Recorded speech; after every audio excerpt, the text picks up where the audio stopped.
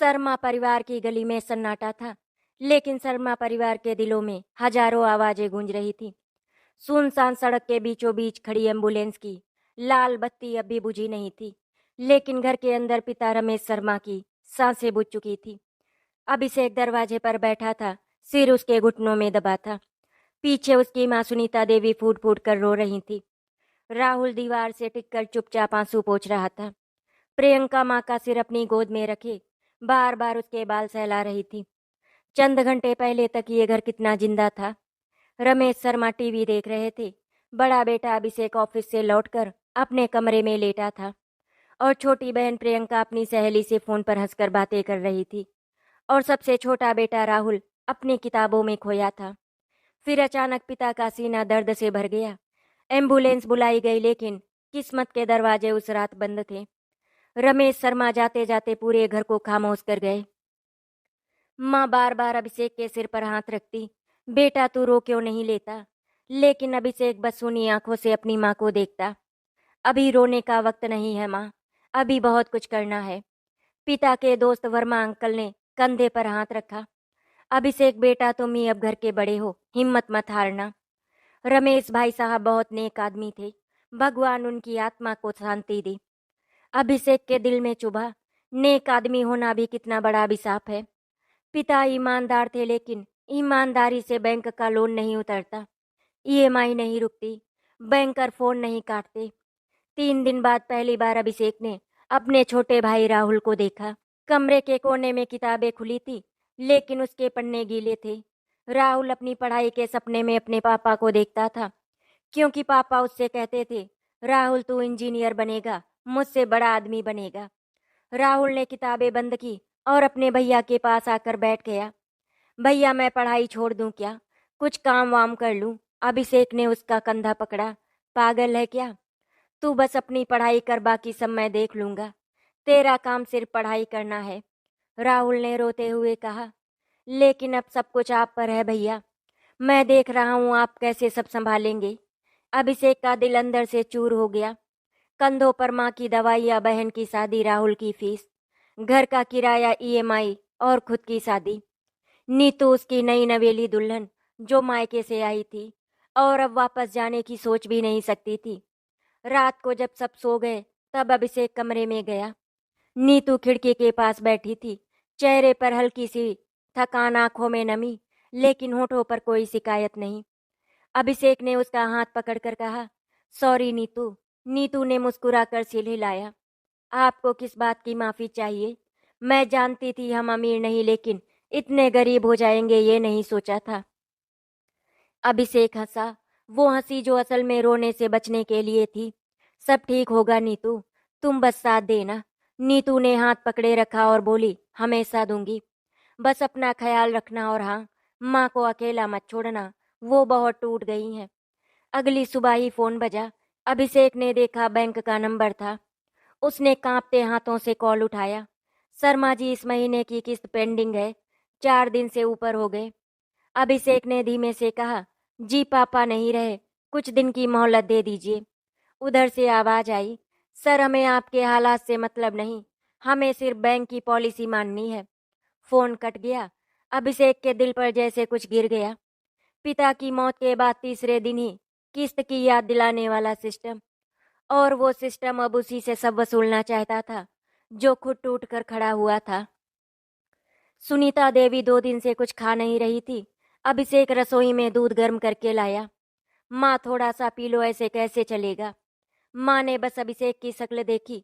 बेटा तुम्हारे पापा कहते थे तू उनका राजा बेटा है, तुझे कोई दुख नहीं होगा, लेकिन आज मैं देख रही हूँ तू कितना टूटा हुआ खड़ा है। अभिषेक की आंखें भीग गईं।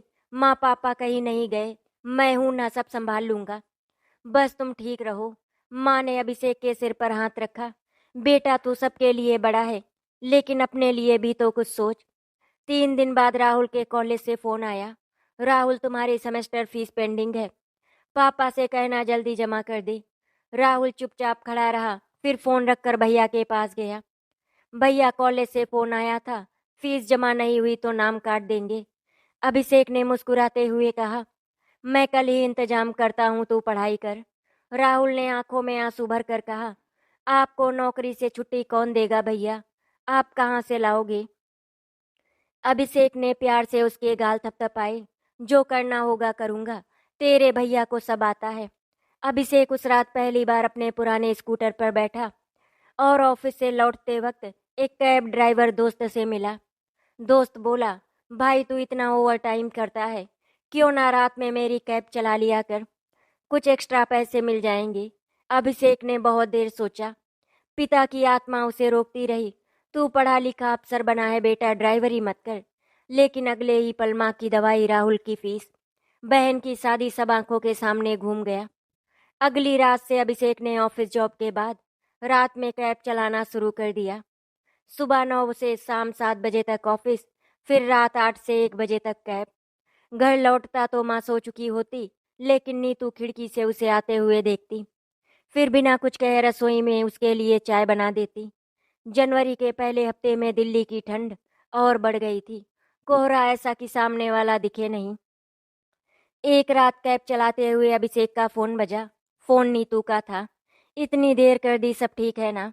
अभिषेक ने मुस्कुराकर कहा, सब ठीक है, तू सो जा, मैं बस लौट रहा हूँ। लेकिन उस रात वो लौटते लौटते रास्ते में इतना थक गया कि फुटपाथ पर स्कूटर खड़ा करके ही ऊँघ गया। सुबह जब जागा तो पूरा बदन अकड़ गया था, लेकिन फिर भी घर पहुंचा। माँ ने दरवाजा खोला, कहाँ था तू पूरी रात?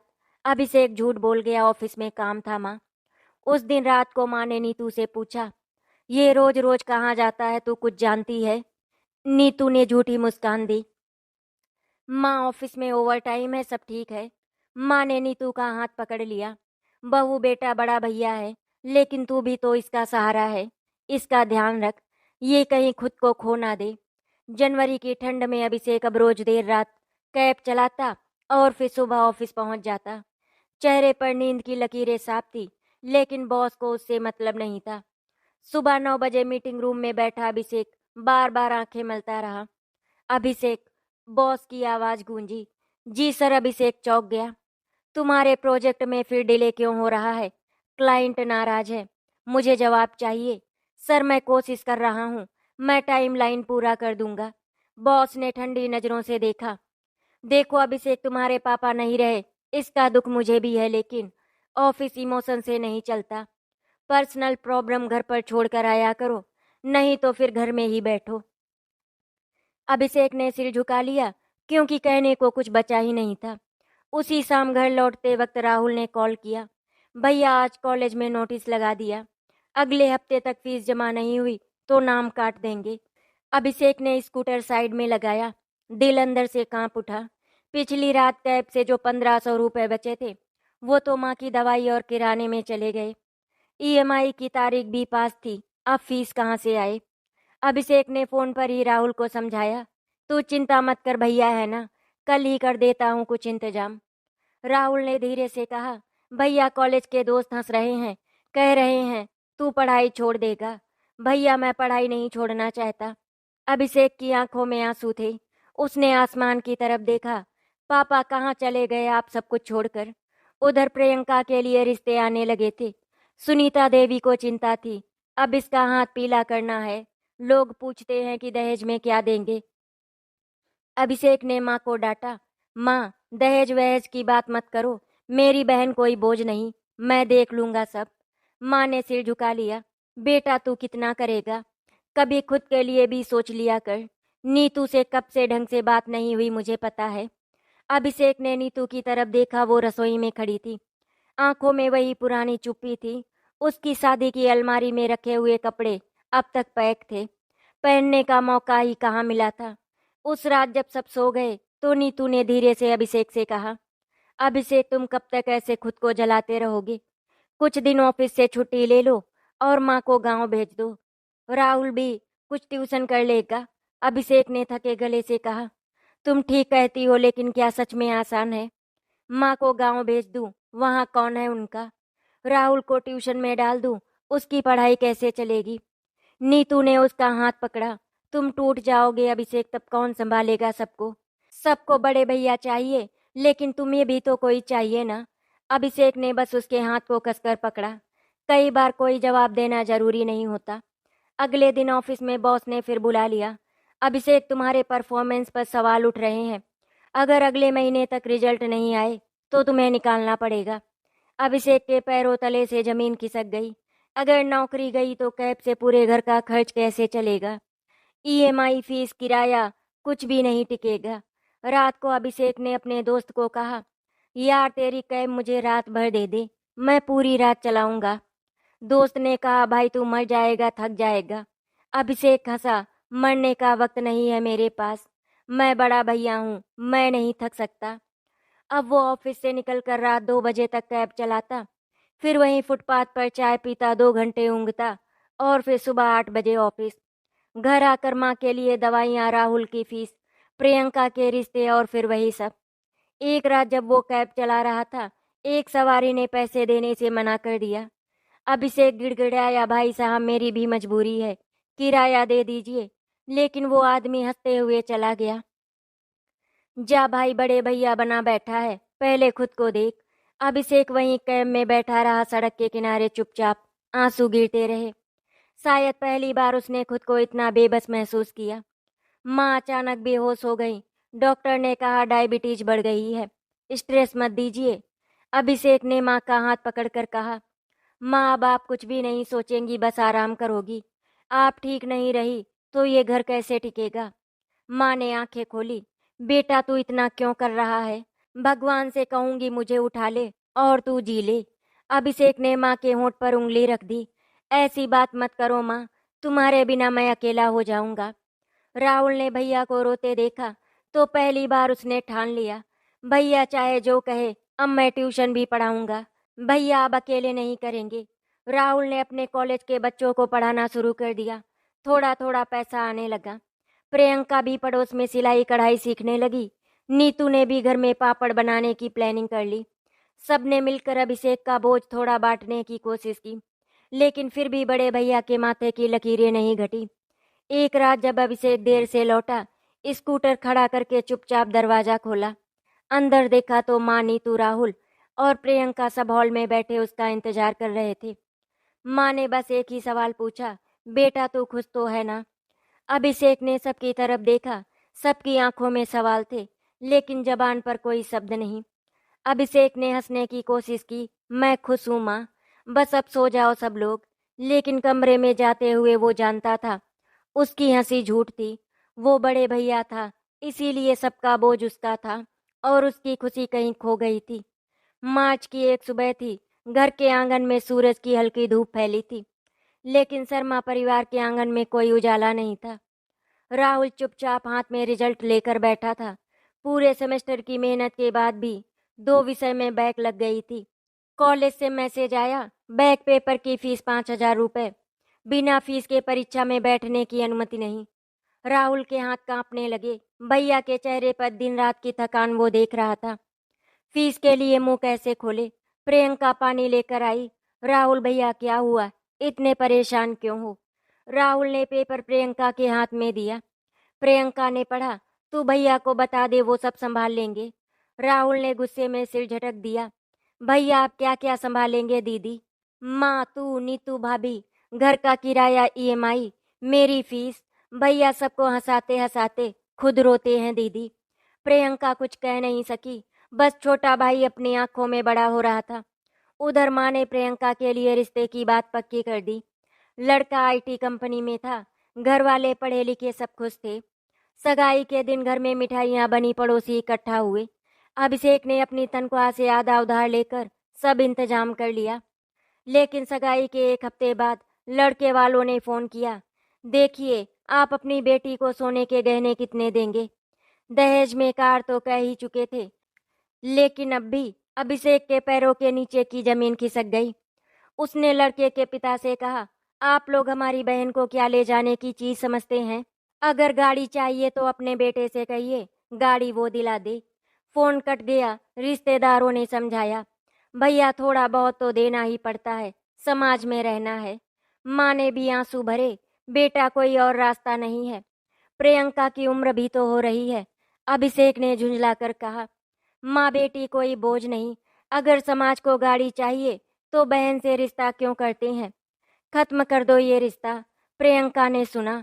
उसने पहली बार अपने भैया को कसकर गले से लगा लिया। भैया, आप जैसे भाई के होते कोई मुझे बोझ नहीं कह सकता। रात को सब सो गए तो नीतू और अभिषेक कमरे में बैठे थे। नीतू ने धीरे से कहा, अभिषेक, तुम सबके लिए लड़ते हो, लेकिन हमारे लिए कब लड़ोगे? अभिषेक ने पूछा, क्या मतलब?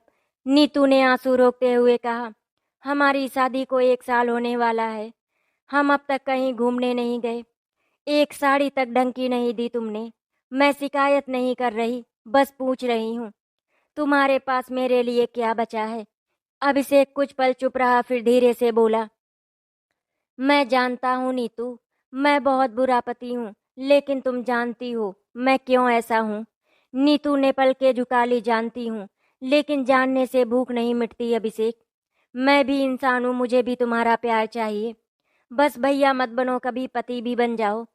उस रात पहली बार अभिषेक और नीतू के बीच सन्नाटा चुपके से दीवार बन गया। राहुल ने फैसला कर लिया था, वो अब भैया पर बोझ नहीं बनेगा। एक दिन कॉलेज से आते ही उसने अभिषेक से कहा, भैया मैं पढ़ाई छोड़ रहा हूँ, नौकरी करूँगा, फैक्ट्री में ही लग जाऊँगा, बस और नहीं। अभिषेक ने उसका कॉलर पकड़ लिया। चुप, एक शब्द नहीं। तुझे क्या लगता है मैं मजे कर रहा हूँ? अगर तू पढ़ाई छोड़ेगा तो पापा की आत्मा को क्या मुंह दिखाऊंगा? राहुल ने चीख कर कहा, पापा अब नहीं है भैया, वो होते तो आपको ये सब नहीं करना पड़ता।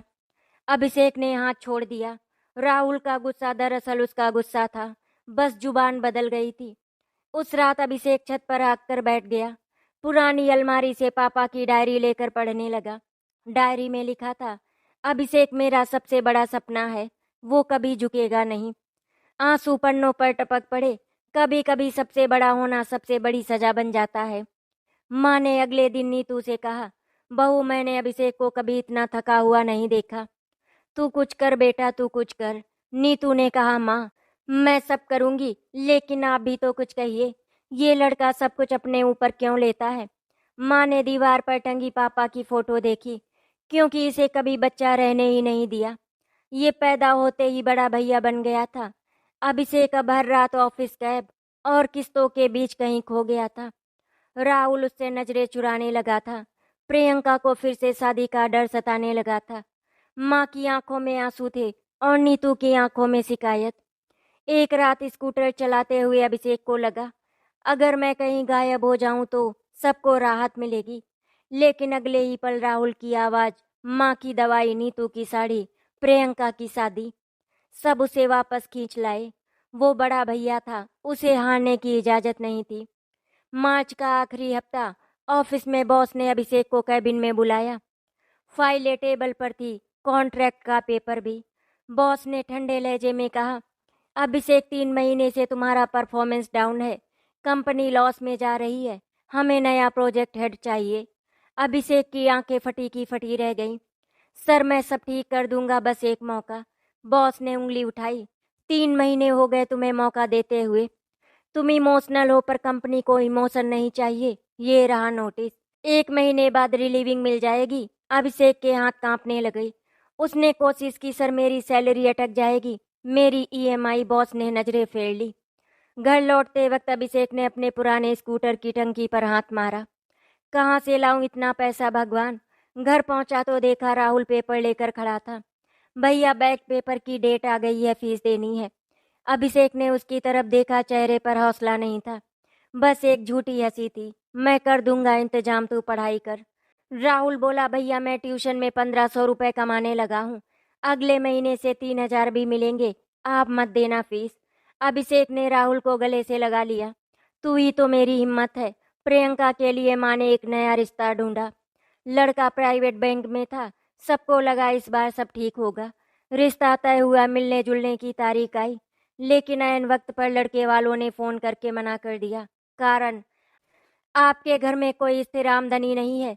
शादी की बात अलग है, दहेज की बात भी अलग है। हमें गाड़ी चाहिए, सामान चाहिए, ये सब नहीं होगा तो। माँ का माथा ठनक गया। प्रियंका ने दरवाजा बंद कर लिया। पहली बार जोर से रोई, भैया मैं शादी नहीं करूंगी, कोई भी रिश्ता सिर्फ बोझ मांगता है। अभिषेक दरवाजे के बाहर चुप खड़ा रहा। उसके पास कोई जवाब नहीं था। उसी हफ्ते नीतू की माँ और भाई शहर आए। माँ ने सीधे कहा, बिटिया तू कैसी हालत में रह रही है? 2 कमरे का घर तंगहाली, तू मायके चल, कुछ दिन सुकून से रह। नीतू ने माँ का हाथ पकड़कर कहा, माँ मैं कहीं नहीं जाऊंगी, मैं अभिषेक के साथ रहूंगी। लेकिन भाई ने तल्खी से कहा, बहन कोई शादी ऐसी नहीं निभाई जाती जब आदमी अपनी बीवी को ढंग से रख नहीं सकता। अभिषेक अंदर से फट गया। उसने धीमे से कहा, आप चिंता मत करो, मैं नीतू को कोई तकलीफ नहीं होने दूंगा। नीतू ने सबके सामने कह दिया, मैं यहीं रहूंगी, ये घर भले छोटा है लेकिन मेरा है। उस रात नीतू ने पहली बार अभिषेक के कंधे पर सिर रखा। तुम्हारे बिना मैं कहाँ जाऊंगी? नौकरी जाते देख। अब अभिषेक को ईएमआई की चिंता थी। वो बैंक गया। काउंटर पर खड़े होकर उसने कहा, सर कुछ उधार और मिल सकता है क्या? लोन का इंस्टॉलमेंट बढ़ा दीजिए। क्लर्क ने चश्मा ठीक किया, आपके अकाउंट में ओवरड्यू पहले से है, नया लोन तभी मिलेगा जब पुराना चुकाओगे। अभिषेक के मुंह से कोई शब्द नहीं निकला। उसने बाहर आकर देखा, कई फाइनेंस वाले खड़े थे, कोई 20% ब्याज पर, कोई गहने गिरवी पर। अभिषेक की नज़र अपनी उंगली की शादी की अंगूठी पर गई। फिर नीतू की मुस्कान याद आई। वो वापस लौट गया। जो भी होगा अंगूठी नहीं जाएगी। घर लौटा तो माँ ने पूछा, क्या हुआ बेटा? अभिषेक ने झूठ बोला, सब ठीक है माँ, भगवान है ना। माँ ने उसके सिर पर हाथ रखा। भगवान तो तू ही है इस घर का बेटा, टूट मत जाना। मैं तेरे पापा से रोज कहती हूँ, मेरे बेटे को संभाले रखना। उसी शाम अभिषेक को उसका पुराना दोस्त मिला, जो अब एक छोटा बिजनेस चला रहा था, किताबों की ऑनलाइन डिलीवरी। उसने कहा, भाई तेरे जैसे मेहनती आदमी की मुझे ज़रूरत है, तू मेरी कंपनी ज्वाइन कर ले। पैसा थोड़ा कम होगा पर इज्जत होगी, तेरा टाइम भी तेरा होगा। अभिषेक ने सोचा, एक तरफ ईएमआई और पुरानी नौकरी की दौड़, दूसरी तरफ छोटी कंपनी, थोड़ा पैसा पर शायद चैन। उसने अपने दोस्त को देखा और बोला, मैं करूँगा, कब से शुरू करूँ? दोस्त ने हाथ मिलाया, कल से ही आजा भाई, नए लोग चाहिए मुझे। रात को अभिषेक ने छत पर खड़े होकर शहर की रोशनी देखी। कहीं से हार मानने की गंध नहीं थी। हवा में बस एक फुसफुसाहट थी, सब होगा सब होगा। अंदर कमरे में नीतू ने चुपचाप कहा, आपको पता है आप हारते क्यों नहीं? क्योंकि आप बड़े भैया हैं और हम सब आपके छोटे हैं। आप कभी हार नहीं सकते। अभिषेक पहली बार दिल से मुस्कुराया। वो जानता था सब आसान नहीं होगा, लेकिन कम से कम अब उसके अंदर की लड़ाई एक नई सुबह से मिल रही थी। अगले ही हफ्ते से अभिषेक ने अपने दोस्त की छोटी ऑनलाइन बुक डिलीवरी कंपनी में काम शुरू कर दिया। कंपनी का नाम था ज्ञान सागर बुक्स। अभी नई थी, स्टाफ छोटा था, काम बड़ा था। सुबह 7 बजे गोडाउन में पैकिंग, दोपहर को डिलीवरी प्लान, फिर कस्टमर कॉल्स और रात को अकाउंट्स का हिसाब। तनख्वाह पहले से कम थी लेकिन काम में अपनापन था। अभिषेक ने पहली बार पाया, यहाँ कोई बॉस उसे इमोशनल ड्रामा नहीं कहता। यहाँ हर छोटी बात के लिए थैंक यू भैया सुनाई देता था। वो बड़ा भैया वहाँ भी था और यही उसकी असली ताकत थी। राहुल अब कॉलेज में पढ़ाई के साथ साथ ट्यूशन भी दे रहा था। उसने मोहल्ले के बच्चों का ग्रुप बना लिया। शाम को 2 घंटे पढ़ाता। 2000 से 2500 रुपए हर महीने आने लगे। उसने अभिषेक से कहा, भैया अगली सेमेस्टर की फीस मैं आधी खुद दूंगा, आप बस आधी दे देना। अभिषेक ने उसके सिर पर हाथ रखा, तूने मेरे बोझ का आधा हिस्सा उठा लिया, अब तेरा भैया कभी नहीं टूटेगा। राहुल हंस पड़ा, भैया अब आप सिर्फ बड़े भैया नहीं, मेरे बेस्ट फ्रेंड भी हो। प्रियंका अब रिश्तों के खेल से तंग आ गई थी। एक दिन मोहल्ले के पास के स्कूल में टीचर की वैकेंसी निकली। वो इंटरव्यू देने गई। इंटरव्यू में पूछने वाले ने नाम पूछा। शर्मा जी की बेटी जानकर बोला, तुम्हारे पापा बहुत अच्छे आदमी थे, तुम्हें तो नौकरी पक्की मिलनी चाहिए। प्रियंका के हाथ में पहली बार अपना अपॉइंटमेंट लेटर आया। 5000 रुपये महीना तनख्वाह। अब उसे भी लगा वो भैया का हाथ थाम सकती है। उसने अभिषेक को लेटर दिखाया। अभिषेक ने आंखों में आंसू लिए कहा, मेरी बहन अब किसी की दहेज नहीं, वो अब अपने सपनों की दुल्हन बनेगी। मई की गर्मी थी। अभिषेक शाम को थका हारा लौट रहा था। गोडाउन से डिलीवरी करके आया। स्कूटर अब भी पुराना ही था, लेकिन उसके दिल में अब हार की जगह उम्मीद थी। घर पहुंचा तो नीतू ने उसे पानी दिया, फिर धीमे से बोली, एक बात बतानी है, बैठो। अभिषेक ने घबरा कर पूछा, सब ठीक तो है? नीतू मुस्कुराई। उसके चेहरे पर वही शर्म थी जो शादी के पहले दिन थी। उसने कांपते हाथों से अभिषेक का हाथ पकड़ा। आप फिर से बड़े बनने वाले हैं, पर इस बार किसी के लिए नहीं, अपने बच्चे के लिए। अभिषेक कुछ पल के लिए सब भूल गया। ईएमआई, नौकरी, रिश्ते, सब। उसने नीतू का चेहरा अपनी हथेलियों में लिया। तू सच कह रही है नीतू? नीतू की आंखों से आंसू गिरे। हाँ, अब हमारे घर में एक नई सुबह आने वाली है। उस रात पहली बार अभिषेक ने अपनी माँ, राहुल और प्रियंका को एक साथ बुलाया। सुन लो सब, अब घर में एक नया मेहमान आने वाला है। इस बार बड़े भैया सब कुछ संभाल लेंगे, लेकिन अब अकेले नहीं, तुम सबके साथ। माँ ने अपने पल्लू से आंखें पोंछी। मेरे बेटे का सपना अब पूरा होगा। अगले दिन बैंक से फिर कॉल आया, पुरानी ईएमआई की बकाया रकम। कॉलर बोला, सर आपके पास कितने दिन का टाइम है? अभिषेक ने कहा, मैं चुका दूंगा, लेकिन अब मुझे डर नहीं लगता। मेरा परिवार मेरे साथ है। कॉलर ने हंसकर कहा, सर भगवान आपके साथ हो, लेकिन बैंक के सिस्टम को भगवान भी नहीं रोक सकता। अभिषेक ने भी हंसकर कहा, मैं भी अभिषेक शर्मा हूँ, सिस्टम भी देख लेगा, भगवान भी। ज्ञान सागर बुक्स की बिक्री धीरे धीरे बढ़ने लगी थी। एक दिन कंपनी को स्कूल से बड़ी डील मिली, 2000 किताबों की सप्लाई। अभिषेक ने 3 रातें बिना सोए पैकिंग करवाई, डिलीवरी की, और पहला मोटा चेक कंपनी को मिला। दोस्त ने हाथ पकड़कर कहा, भाई तेरे बिना ये डील कभी नहीं मिलती, ये बोनस तेरे लिए। अभिषेक ने पैसे लिए घर आते ही सबसे पहले राहुल की फीस भरी, प्रियंका को नई साड़ी दिलाई और नीतू के लिए पहली बार गोल्डन बॉर्डर वाली चूड़ियां खरीदी। नीतू ने चूड़ियां देखकर आंसू पोंछे। अब मुझे किसी चीज की कमी नहीं। इतने सालों बाद पहली बार अभिषेक ने सोचा, कभी खुद के लिए भी कुछ खरीदूं।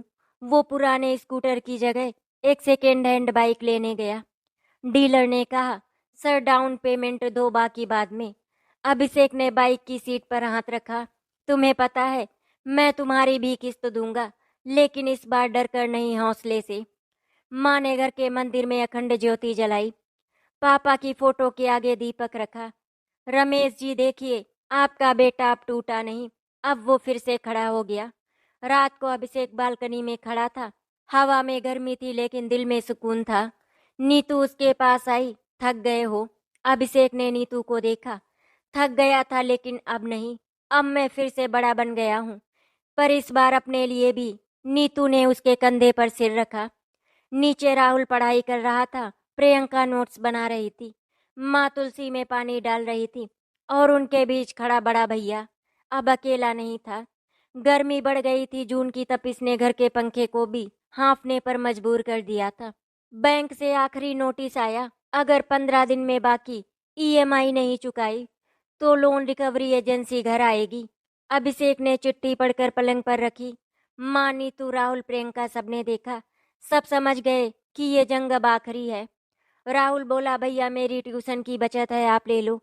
प्रियंका हाथ जोड़कर बोली, मेरी सैलरी का आधा ले लो भैया, ईएमआई से बड़ी कोई इज्जत नहीं है। नीतू ने अपनी चूड़ियां उतार दी। ये भी रख लो, अभी बच्चा आएगा, तब देख लेंगे, पहले ये घर तो बचे। अभिषेक की आंखों से आंसू टपक पड़े। नहीं, अब मैं किसी का नहीं लूंगा, ये जंग मैं खुद जीतूंगा। उस रात अभिषेक गोडाउन में बैठा था। सामने बुक की लिस्ट थी। स्कूलों की बड़ी डिमांड आने लगी थी। अचानक एक सरकारी स्कूल से 10,000 किताबों का ऑर्डर मिला। दोस्त ने कहा, भाई ये डील कर ली तो कंपनी खड़ी हो जाएगी, लेकिन एडवांस चाहिए। अभिषेक ने अपनी सारी बचत निकाली। नीतू ने जोड़े पैसे दिए। प्रियंका ने अपनी पहली सैलरी से बची रकम दी। राहुल ने अपने नोट्स बेचे। सबने मिलकर 50,000 रुपए इकट्ठा किए। अभिषेक ने किताबों की पैकिंग दिन रात की, खुद ट्रक में लोडिंग करवाई। ट्रक रवाना हुआ तो उसे लगा जैसे उसके कंधे से वो पुराना बोझ उतर गया। राहुल की परीक्षा अब आखिरी थी। पूरे साल की मेहनत दांव पर थी। भैया उसे पढ़ाने नहीं बैठ सका, लेकिन हर रात खाने की थाली में उसका मनपसंद खाना रखता। माँ से कहता, राहुल को बस हौसला चाहिए, किताबें तो वो खुद पढ़ लेगा। राहुल ने परीक्षा दी, रिजल्ट आया। पूरे मोहल्ले में शोर मच गया। राहुल शर्मा ने कॉलेज में टॉप कर लिया था। माँ ने मिठाई बांटी। प्रियंका ने राहुल को गले लगाया। नीतू ने उसे भाई मानकर उसके माथे पर तिलक लगाया। अभिषेक ने बस एक बात कही, आज पापा की आत्मा मुस्कुरा रही होगी। बड़ा भैया अब अकेला नहीं है। प्रियंका को अब स्कूल में पूरा सम्मान मिलने लगा था। बच्चों ने उसे प्रियंका मैम कहना शुरू कर दिया था। उसी स्कूल के एक शिक्षक से उसकी दोस्ती हुई। लड़का इज्जत से बात करता, सैलरी कम थी लेकिन सोच बड़ी थी। एक दिन वो माँ से मिलने आया। आंटी जी, मैं प्रियंका से शादी करना चाहता हूँ। मुझे कार नहीं चाहिए, गहना नहीं चाहिए, मुझे सिर्फ एक साथी चाहिए। माँ की आंखों में आंसू थे। प्रियंका ने भैया को देखा। भैया, इस बार रिश्ता मैं चुन रही हूँ, आप बस मेरी शादी में कन्यादान करना। अभिषेक ने बहन को गले से लगाया। अब मेरी बहन कोई बोझ नहीं, वो अब इस घर की इज्जत है। गर्मी की एक दोपहर नीतू की तबीयत अचानक बिगड़ गई। माँ ने अभिषेक को फोन किया, बेटा जल्दी आ, नीतू को अस्पताल ले जाना है। अभिषेक बाइक छोड़कर दौड़ पड़ा। नीतू को लेकर राहुल, प्रियंका, माँ सब हॉस्पिटल भागे। लेबर रूम के बाहर अभिषेक का दिल धड़क रहा था। सब कुछ जैसे ठहर गया था। कभी आंखों में पापा का सपना आता, कभी पुरानी गरीबी, और अब उसके सामने एक नई जिंदगी आने वाली थी। 3 घंटे बाद डॉक्टर बाहर आए। बधाई हो बेटा, हुआ है। अभिषेक ने नीतू का हाथ पकड़ा। नीतू के होंठ कांपे। देखो अभिषेक, इस बार ये सिर्फ तुम्हारा बेटा है, इस घर का असली सपना। माँ ने नवजात को गोद में लिया। रमेश जी देखिए, आपका पोता। राहुल ने बच्चे की ओर इशारा किया। देख भैया, अब तो सिर्फ बड़ा भैया नहीं, अब तो पापा भी है। बेटे के जन्म के अगले दिन ही अभिषेक ने ज्ञान सागर बुक्स की डील का पेमेंट बैंक में जमा किया। बैंक मैनेजर ने सर उठाकर देखा। सर, आपकी लोन अकाउंट क्लोज हो गई, मुबारक हो। अभिषेक ने हाथ जोड़कर कहा, मुबारक मुझे नहीं, मेरे पूरे परिवार को है। अब मोहल्ले के बच्चे उसे भैया कहकर बुलाते। कभी किताब बांधने में मदद करते, कभी किसी के फॉर्म भरवाता। उसके घर के बाहर नाम पट्टा लगा, अभिषेक शर्मा, ज्ञान सागर बुक्स डिस्ट्रीब्यूटर। मोहल्ले में कोई भी दुआ देता, भगवान ऐसा बड़ा भैया सबको दे। एक शाम छत पर पूरा परिवार बैठा था। माँ ने पापा की फोटो के सामने दिया जलाया। नीतू ने बेटे को गोद में लिया। प्रियंका अपने पति के साथ बैठी। राहुल एमबीए की तैयारी के नोट्स पढ़ रहा था। अभिषेक ने बेटे के माथे को चूमा, फिर आसमान की तरफ देखा। पापा देखिए, आपका बड़ा बेटा अब टूटता नहीं, अब वो सपने भी पूरे करता है। गर्मी की रातें बस बरसात में बदल चुकी थी। घर के आंगन में सब बैठे थे। पास पड़ोस, रिश्तेदार, स्कूल के बच्चे सब जमा थे। नन्हा बच्चा नीतू की गोद में था। उसके चेहरे पर वही मुस्कान थी जो अभिषेक के सपनों में थी। पंडित जी ने कहा, बच्चे का नाम क्या रखना है? माँ ने अभिषेक की ओर देखा। अभिषेक ने सबकी तरफ देखा, फिर आसमान की तरफ। पापा का नाम रमेश था, तो मेरे बेटे का नाम होगा रामेश्वर, ताकि वो भी सबका सहारा बने। माँ ने नन्हे रामेश्वर को गोद में लिया। मेरा पोता अब बड़े भैया का सपना पूरा करेगा। राहुल की एमबीए की पढ़ाई अब पूरी हो चुकी थी। ज्ञान सागर बुक्स में ही उसने अकाउंट डिपार्टमेंट संभाल लिया। दोस्त ने कहा, भैया तेरे भाई को अब मैं पूरा ऑफिस सौंप दूंगा।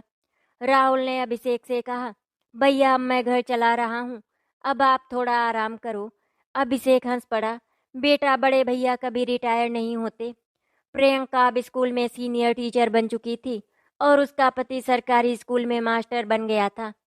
दोनों ने शहर में छोटा सा घर ले लिया। हर हफ्ते वो मायके आती। माँ के लिए दवाइयाँ, नीतू के लिए फल, भैया के लिए मिठाई, और रामेश्वर को गोद में उठाकर कहती, ये तो मेरा बेटा है, भाभी इसे कुछ दिन मेरे पास रहने देना। अभिषेक हर बार कहता, तू ले जा लेकिन वापस दे देना। अम्मा की आंखों में पहले जैसे आंसू नहीं थे। वो रोज पापा की फोटो के सामने दीपक जलाती। रामेश्वर को पास बिठाकर कहती, तेरे दादा तुझे देखकर खुश होंगे बेटा, बड़े भैया ने सब संभाल लिया। अब मोहल्ले में कोई फीस ना भर पाने वाला बच्चा होता तो अभिषेक ही मदद करता। स्कूलों की किताबें आधे दाम पर देता, पुराने कपड़े इकट्ठे करता। मोहल्ले के बच्चे उसके गोडाउन में खेलने आते। कोई चाय बना देता, कोई किताबें बांध देता। सब कहते, अरे शर्मा जी तो बड़े भैया हैं, इनसे बड़ा कौन। नीतू अब अपने छोटे छोटे सपने पूरे कर रही थी। कभी रामेश्वर को नए कपड़े पहनाना, कभी नए पर्दे लगाना। उसने एक दिन अभिषेक से कहा, अब मैं भी तुम्हारे लिए कुछ करूंगी। अगले साल हमारी शादी की सालगिरह पर तुम्हारे लिए नई घड़ी लूंगी। अभिषेक ने हंसकर कहा, तू मेरे साथ है, इससे बड़ी कोई घड़ी नहीं। एक रात बारिश हो रही थी। छत पर अभिषेक खड़ा था और रामेश्वर उसकी गोद में था। अभिषेक ने आसमान में बादलों के पीछे चांद देखा। नीतू, मैं चाहता हूँ रामेश्वर कभी बड़ा भैया ना बने, वो बस बेटा बना रहे। हंसे खेले, जिम्मेदारी तो मैंने ले ली, उसे बस उड़ना है। नीतू ने कहा, मैं वादा करती हूँ ये कभी अधूरा नहीं होगा। सालों बाद अभिषेक के घर के बाहर बोर्ड लगा था, ज्ञान सागर बुक, संचालक अभिषेक शर्मा एवं राहुल शर्मा। रामेश्वर अब स्कूल जाने लगा था। उसके बस्ते में वो किताबें थी जो उसके पापा ने कभी रातों में पैक की थी। मोहल्ले के बच्चे रामेश्वर को देखकर कहते, देखो बड़े भैया का बेटा जा रहा है, ये भी बड़ा भैया बनेगा। रामेश्वर पीछे मुड़कर मुस्कुराता, नहीं, मैं तो पापा की तरह सबका दोस्त बनूंगा। एक शाम अभिषेक गोडाउन के बाहर बैठा था। सामने राहुल हिसाब लिख रहा था। प्रियंका अपने पति संग आई। नीतू पास बैठी थी। रामेश्वर उसके पैरों में खेल रहा था। अभिषेक ने नीतू का हाथ पकड़ा। नीतू देख, टूटा सपना पूरा हो गया ना? नीतू ने कहा, हाँ, अब कभी नहीं टूटेगा। अभिषेक ने आसमान की तरफ देखा। पापा की मुस्कान जैसे तारे बनकर टिमटिमा रही थी। आशा करती हूँ आपको हमारी कहानी अच्छी लगी होगी। अगर आपको हमारी कहानी अच्छी लगी तो वीडियो को लाइक एंड शेयर करें, चैनल को सब्सक्राइब करें। वीडियो देखने के लिए आपका धन्यवाद।